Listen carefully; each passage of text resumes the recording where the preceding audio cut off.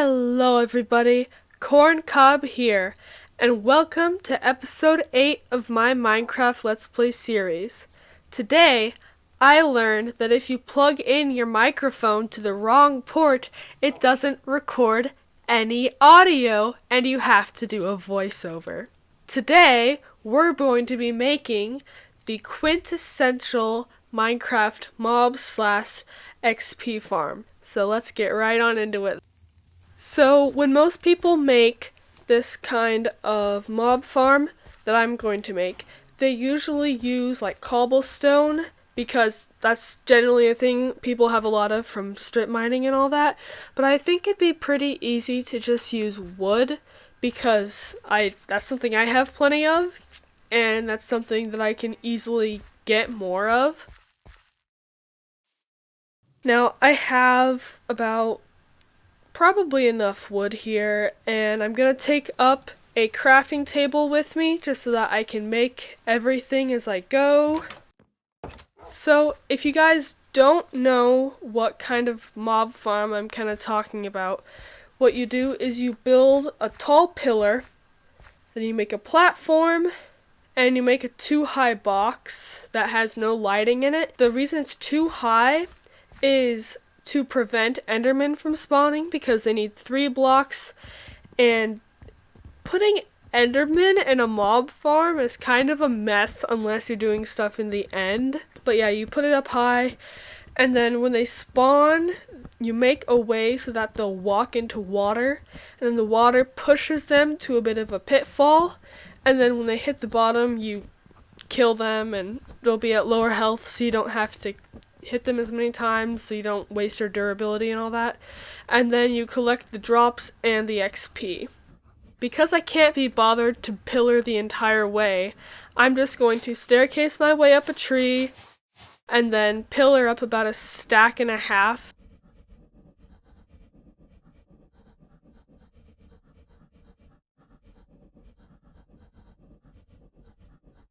Then make my platform at the top. Next, I will make a 5x5 platform because I don't have the kind of iron for hoppers yet, so I'm just going to go ahead and make it so I can walk around it and pick up the drops that way.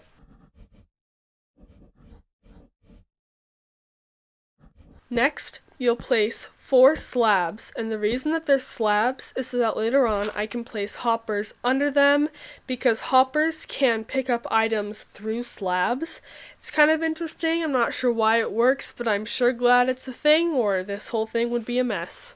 Next, what you'll do is you'll pillar up a good 19 blocks on all 4 sides of your little platform.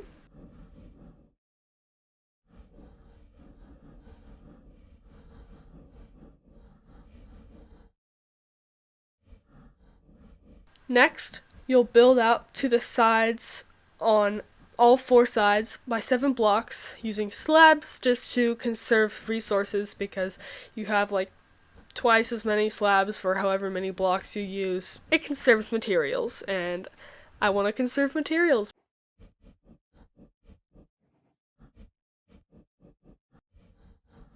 After that, you'll build up a 2-high wall around your platform that you have built out.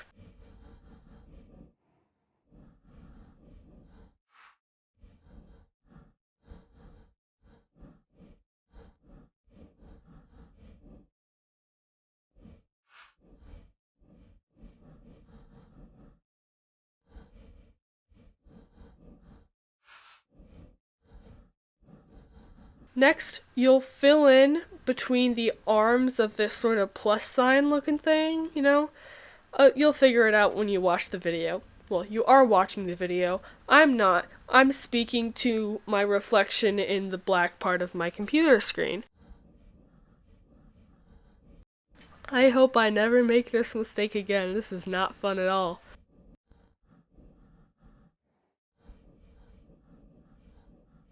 After you have this filled in, you'll make a 2-high wall around the whole outside of your square.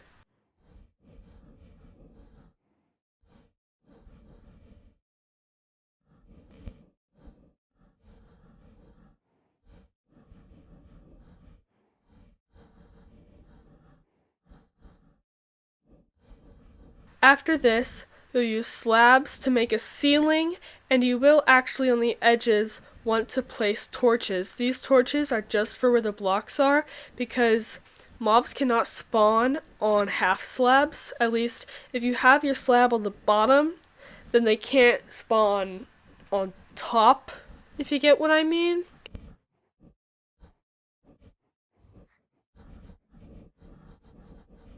After you have your ceiling in, go ahead and place 2 slabs at the base of every channel in the floor.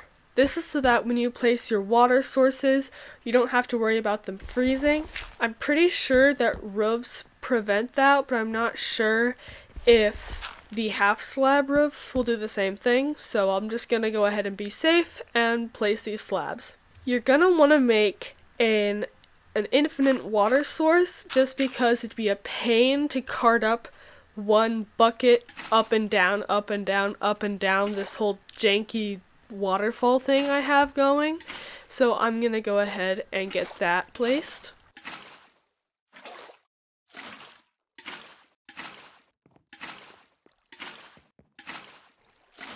Once you have all your water placed, make a lot of trapdoors. And it may not seem like a lot, but I had to use like a good 3 stacks of planks to make enough trapdoors. After this, I realized I think that the crafting recipe for trapdoors is a bit unfair to resources. It takes a lot to make a little. You're going to place them on the top edges. Now, what this will do is the slabs are treated like full solid blocks by mobs. This is all well and good when they're in this horizontal position, but when they go to their vertical position, the pathfinding algorithms of the mobs still treat them the same way. So they'll go to walk over them and they'll just plop right down in the water, and that water will push them down to your hole, and then you smack them at the bottom. Works great. So after you have these all placed, you break your torches, you break your crafting table, you head in, and you get out as quick as you can, because they're gonna start spawning real quick.